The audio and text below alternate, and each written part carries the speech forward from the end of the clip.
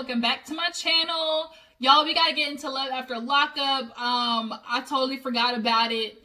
It comes on Fridays. Today's Sunday, so I'm doing this video during the weekend. That's why I got my robe on. I decided to wake up and just get straight to it. So I got my little nice plush robe on, and it's Self-Care Sunday. So you know what it is. I ain't doing nothing today. Well, no. Actually, I lied. I'm doing my hair today. I'm getting it permed because these roots is starting to come through. You know when your hair starts turning into roots? That means it's time to get it done. So that's what's happening today. I'm going to be back fried, dyed, and laid to the side on my next video next week. Can't wait for that to happen. You know, your girl hair get luxurious when I finally get it done. But nonetheless, we got to get into Love After Lockup as well. And it's looking like I'm liking this season of Ready to Love. So I think I'm going to start reviewing that. I thought it came out on Saturdays for some reason, but I guess not. On Saturdays, we have E18 and that new show, Behind Every Man. And guess who the host of that show is? Melody freaking Holt. And I'm like, ooh, Melody. If there was ever a way to stick it to Martell, that is it. That is the biggest shade bomb that she could be throwing towards Martell. I guess maybe she's the executive producer too, because I don't think that a show like that would be made with her the host and her not be getting no credits from it.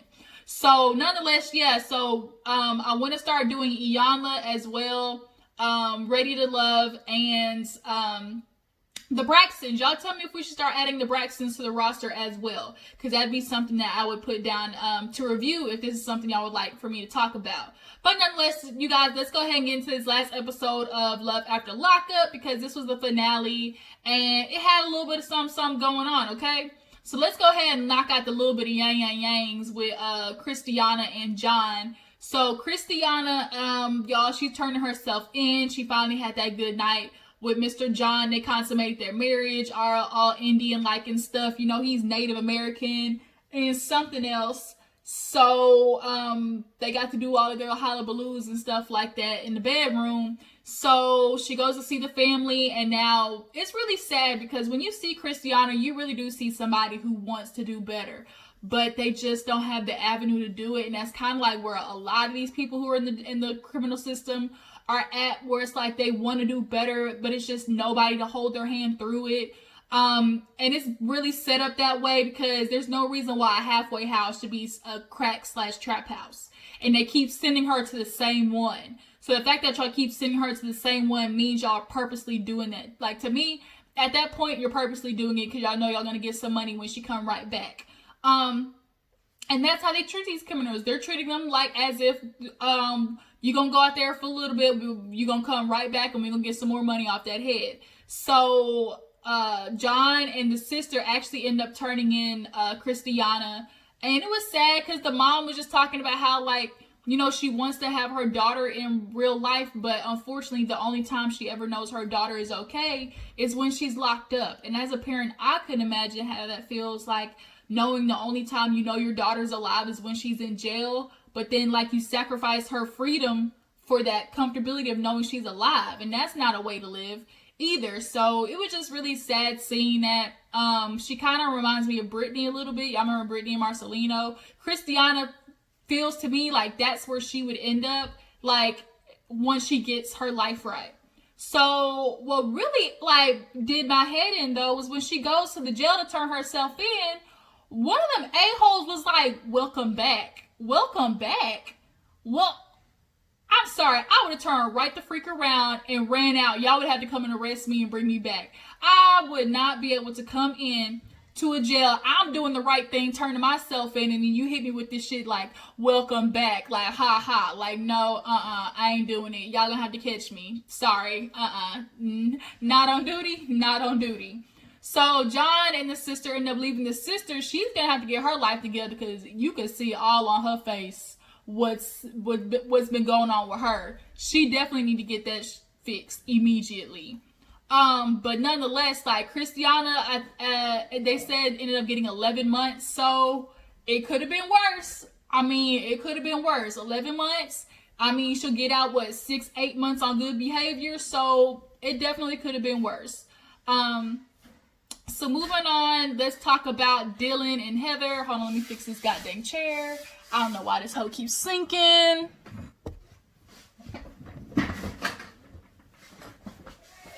I don't know why my chair be doing that, y'all.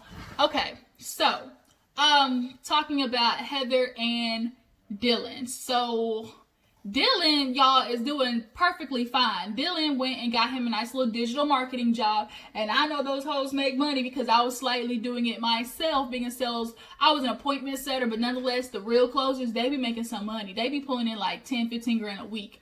So he like, the fact that I'm making this much, not selling drugs, like I wish somebody would have told me about this before I had to spend 5 years in prison. But Dylan has a nice little 2-bedroom apartment in north side of Chicago. We doing better without Heather than he would have stayed with her, because she definitely would have got his ass sent back to jail. She was going to call his parole officer to be petty and be mean, because she was crazy like that. She definitely was unstable. But the mom comes and he's cooking for the mom and stuff like that. And, you know, he's talking about how he just did appreciate how Heather was there for him, you know, while he was in jail, but ultimately them not even being able to figure out in 2 days of him being out, like, was not it. So we ended up seeing Heather.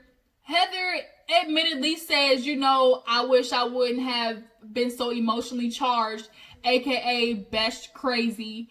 She knew she overreacted. She knew she was acting super crazy, but you can tell, like, she's been through some things in her life that is, she needs to go to therapy for. She needs to get therapized. She needs to get some medication, some Xanax, some Valium, some Ambien, all the rich white women drugs that they be taking to get their mood stabilized. But nonetheless, Heather is doing that modeling, and she feels like, oh, you know, he took advantage of me.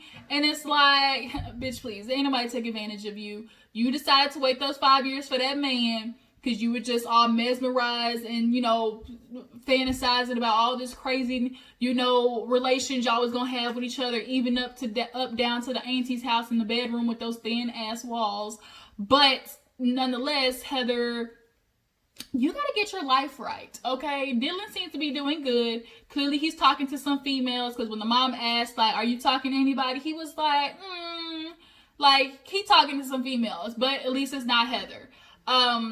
But she feels like, oh, you know, we're good. I don't wish him no ill will, but I clearly, you know, was taken advantage of, and there's nothing, I would never ever talk to him again. Girl, please. So moving on, we have Kristianna, Jessica and Maurice, y'all. Jessica and Maurice, y'all, I got a soft spot for them in my heart. I really do. So, Jessica's getting prepared to get married. She actually chose a good dress for her shape, especially with her, you know, gaining the weight because she found out she's pregnant. She found a really good dress for her build and them tatas, because them hoes was getting full of milk, you could tell. But nonetheless, Jessica is at the venue. Maurice is at the house. The dad pulls up at the house. You know, he was just wanting to meet the family. So it's Maurice, his mom, his aunt, you know, the little nieces and nephews, his cousin, a friend Taz, who's gonna be, I think it was his cousin that was the best man. Yeah. But Taz was there as one of the other groomsmen, and the dad came, and you could tell it was a little awkward at first because it's like all these niggas and this one white man in the middle of the room. But he went outside to talk to Maurice, and they basically, you know, kind of had a meeting of the minds. Like, he's like, you know what, you're going to do it right. You're going to treat my daughter right. You know, I'm handing her off to you. Now it's your turn to pay for her, buddy, because the dad ain't playing. Like, Maurice, you are officially financially responsible for her. You might have just got out of jail, but you're going to need to find a job ASAP so you can afford her and that baby, okay?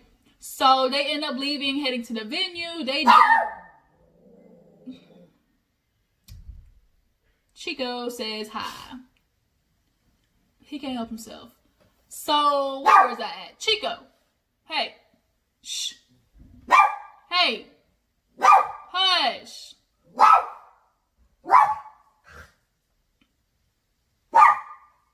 Sit down.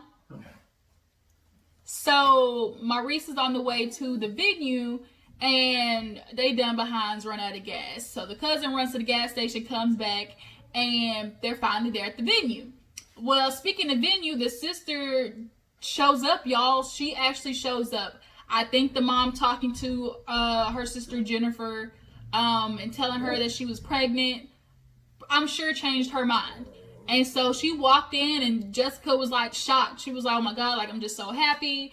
And you could tell the sister was a little bit uncomfortable, but for the most part, you can tell there was a slight opening in the door of a relationship that could be fixed. So they do the wedding. It's beautiful. It's gorgeous. They had a really nice wedding. And you could tell, like, when they were up there, like, Maurice, like, he really loves her. You can tell he really genuinely loves her. And the family, they are getting acquainted. They had a beautiful reception. Maurice actually ended up, like, saying hi to the sister and hugging her and thanking her for coming. Sister, you want to sit there and play hard to please and mad all you want, but you know, when you saw Maurice, you probably was looking like, oh, I get it. I ain't supposed to like black men, but I get it, sister. I see it. Because we ain't gonna sit there and lie and say Maurice is not a good looking dude. Like, he is. Tall, dark, and handsome. That's Maurice. Like, quit playing around. But nonetheless, like, he was just super happy. They talked about getting ready to move forward with the baby. And at the end, we see that they had the baby. It was a baby boy. And I'm happy for them. So moving on, we have who else was after that? Chevelle and Kweilyn. So Chevelle is still back in Kansas City or whatever, and Kweilyn is back in Texas. She calls him, or no, he called her after waking up from the night out and decided to apologize for lying about what he was doing out. And Chevelle obviously is like, well, what would you sit there lying for? He's like, you know, I was wrong. I shouldn't have did that. You know, sometimes like you just be coming on too strong. But, you know, she's like, look, I need to figure out what we doing. Like, plus we have my daughter. I think he asked to talk to the girl and she was like, no. But, ultimately, she's basically like, look, you told me all these things while you were locked up and I deserve a ring. We've been together 3 years. And, like, I'm just kind of getting pissed off with Chevelle because it's like, you ain't been together 3 years. You haven't. You truly have not been together 3 years. He been locked up 3 years. Y'all been talking for 3 years. But y'all truly have not been in a relationship for 3 years, Chevelle. So I need you to quit rushing to get this ring. First of all, he just got out of prison. He ain't got no damn money to give you this ring. Secondly, can he get a job first and actually save it? Like, would you want him to freaking take a bottle cap off and turn it into a ring so you can just shut up? Because this ain't making no sense. But Kweilyn makes his way back to Kansas City. Oh no, the mom and Chevelle were talking while they were making cookies with Maila. Y'all, mama straight up OG. Y'all saw she had on this gold yellow lipstick. I was like, that if that ain't old school, I don't know what it is. I ain't seen gold lipstick in I don't know how long. But Chevelle, and then Chevelle, your foundation in that scene was not cute, girl. You was looking hella ashy, like a little gray next to that oven. That was not it. But the dress was cute though. You in that flat back you got back there. But nonetheless, she's talking to the mom, and the mom's like, I would have been gone. Like, this isn't what you waiting on. Like, you got to understand he's been locked up all this time, so he doesn't truly know how to be in a relationship. I'm glad the mom sees it for what it is. But Chevelle's like, but he told me all these things when he was locked up, and so I expect him to stay, you know, true to that, because he's be a man of his word. And like, Chevelle, you're playing stupid because now you're going to, oh, he told me this, he told me that. Okay, yeah, he told you these things, but start using common sense. Like, girl, you're not using common sense. He's locked up. He ain't got nothing else to do but talk to your ass and tell you all these dreams and fairy tales and fallacies. Like, he's not in the real world. But yet you want him to get out and act as if he hasn't been institutionalized for the past decade, since he was 17. Like, Chevelle, come on now. Like, come on. And then you use your daughter, Maila, as this pawn to basically guilt him into staying with you. And she's like, oh, I don't just bring men around my daughter. Yeah, you might not, but clearly you're trying to force, when you have men come around, you're bringing Maila into the picture super duper early because that's what you did with Kweilyn. And now here it is, you're trying to hold him to this responsibility to be her daddy when she didn't ask for that. Like, you could have simply just said, you know what, Kweilyn's a friend of mine. You know, we're going to get to know each other, but you should not be throwing the word daddy around to this girl when he just got home. Like, that's not it, boo-boo.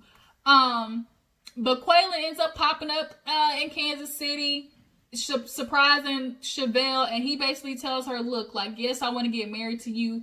You know, you've been holding me down. I appreciate that. But we're not ready to get married. And I'm so glad he did not allow Chevelle to pressure him into getting married because they weren't ready. They weren't ready. Let him get out and y'all actually be acquainted and live with each other and make sure this is going to work before you try to get a ring on it. But I think Chevelle is so used to being not the girl, the other girl, or the girl that doesn't get the guy, that she feels like if she gets this ring, it's like finally, like, ooh, I got the ring, you know, I'm gonna be the fiance, I'm gonna be the wife. Like, she's so focused on being the wife, like, I gotta get a ring so I know I got a nigga that, like, that, you know, that want to claim me, basically. So he tells her, look, like, we're gonna have to wait. And she's like, okay, we'll wait for now, but I give it a good month or two before she start bringing that shit up again. So last but not least, let's get into Destiny and Shawn. I purposely saved them for last because there's just too much going on with them. So Shawn is sitting there between Destiny and Kelly, and it immediately pops off. Destiny, her little funky ass attitude was horrible. Kelly sits down looking like she ain't slept in a good 2 weeks. I could imagine with all them freaking 6 kids that she's taking care of with no help. She sits down and Destiny immediately starts with the 3rd degree. You need to tell her you're not calling anymore. We're in a relationship. You need to understand you're being disrespectful to our relationship. And Kelly's like, look, woman, we got 6 kids. You came into this, so you're going to have to adapt to the relationship that we have. No, your kids are old enough to be calling him what you need to call them for. And when she says they don't want to talk to him, it's like, oh, like, Shawn, hello, like, this is a perfect time for you to sit there and maybe pull Kelly to the side after this whole argument is over and figure out how you can fix the relationship with your kids. Because the fact that they don't want to call you and she has to be the one to call is telling you there's something wrong there. Chico, hush. So Kelly and Destiny start going back and forth. She's like, well, I'm going to be here because we're getting married. How about that? Kelly was like, you could tell at first she was like, wait a minute, like, wait. But then she was like, it still don't matter. Like, I'm still the mom and we're still going to have to talk about our kids. Like, you're just going to have to suck it up. So as they're going back and forth, though, you notice Shawn, if this goddamn chair don't stop.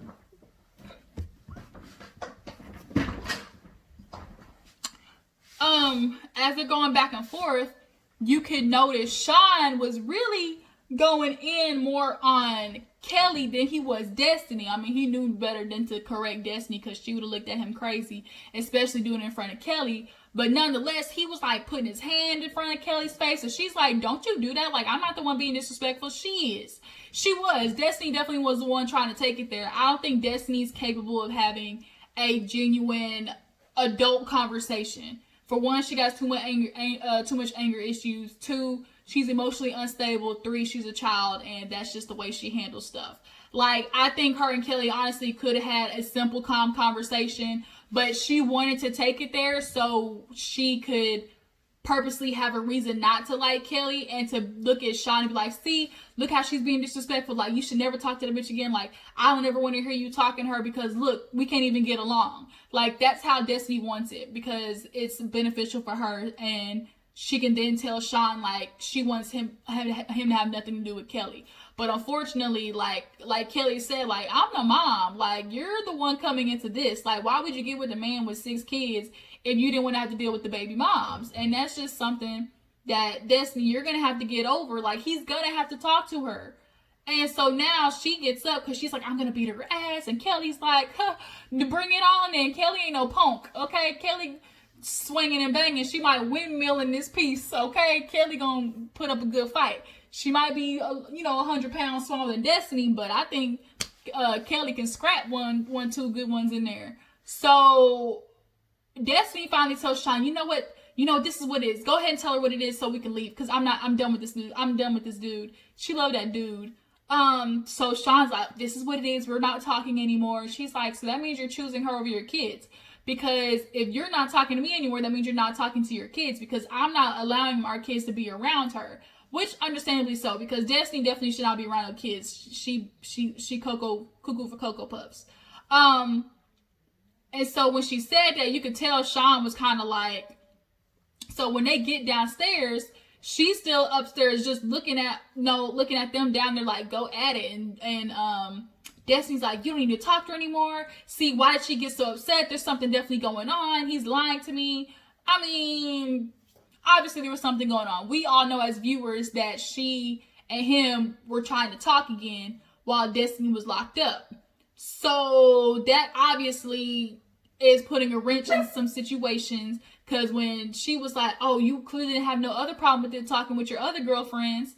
Okay, so she's putting it out there like, hello, Destiny, we've been talking. You're just a new puzzle piece in this bitch. Like, that's it. But she's like, I really just want to beat her up so I can feel better. And I'm like, okay, you do that, take your ass right back to jail. Like, did you not learn this? You gotta follow the law, Destiny, so you can stop taking your behind back to jail.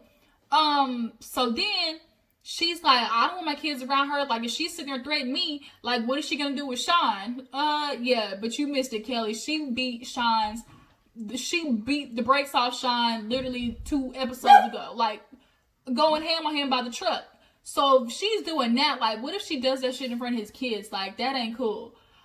So they get in the car, they roll out. She was, oh my God, like, you don't even ever talk to her again. Like, I would have beat her up. And he was like, you know what, you could have did that, and I would have let you do it. She would have deserved it. And it's like, Shawn, you keep hyping Destiny up. Is not like, you're being a punk. Like, you need to start checking Destiny. Yeah, it's gonna cause confrontation, but she needs it. She constantly gets away with acting a plumb fool because you let her. And now here it is, you sitting in the parking lot, oh, you know, I want to figure things out. Like, I'm going to let Destiny cool down, and then I'm going to call Kelly later and we'll figure it out. So now here it is, you're right back in the same situation of telling Kelly one thing and telling Destiny another thing, and it's all just going to blow up again. So that was Love After Lockup, you guys. I don't think I missed anybody. Oh, shoot, I did. Lindsey and Scott. Y'all, okay, so Lindsey, she brought her friend, Terabelle, over. Apparently her and Terabelle been sisters coochie lickers for about 6 years now, and she ain't told Scott. So now that Scott's over there, she's like, you gonna tell them about the relationship? And they basically both explain, I'm gonna have a boyfriend, you're gonna have a boyfriend, but we're still gonna hook up with each other, and that's it. Like, we're not gonna swap partners. Like, they want to, like, it's not really cheating. Like, we're not really cheating because, like, we're hooking up with girls. Like, they don't want to hook up with other dudes, but they'll just hook up with each other from time to time. So Lindsey doesn't know how Scott's going to take that. Is Scott going to accept that? Probably, because he wants Lindsey in his life so he can have some little young hot thing to spend his money on. Like, Scott don't want to be alone, so he going to allow Lindsey to do her thing. He might even try to join one time. Chico, hush. So the daughter comes, Miley Grace, and the grandma's like, look, like, you're gonna have to be a parent now. And if it starts going left, if shit starts going left, like, I will take her back. And I agree absolutely 100%. If stuff starts going crazy, grandma needs to take her back. And I think Miley Grace is gonna start seeing how crazy her mom is and how messed up jail made her, because she can't keep her emotions under wrap either. Like, she needs help. So yeah, we're gonna see how that plays out too. And then now Scott talking about, oh, I think she deserves a car now, but you know, something that doesn't go fast, because she been in a high speed chase. Like, we can't, that bitch need a Toyota Camry. She need a Kia Optima. She needs something that go real slow, a Volkswagen. Hell, that's what she need. But her explaining to Scott that she, you know, wants to, you know, click on the side. We're gonna see how that's gonna go. But yeah, you guys, now that was Love After Lockup. That was everything. I'm gonna try to get into Ready to Love and come to you guys about that and catch up on everything else. So I appreciate you for tuning in. Let me go in here and get my hair did because it's looking rough. And I will talk to you guys later. Make sure you like, subscribe, and I will catch you in the next video. Deuces.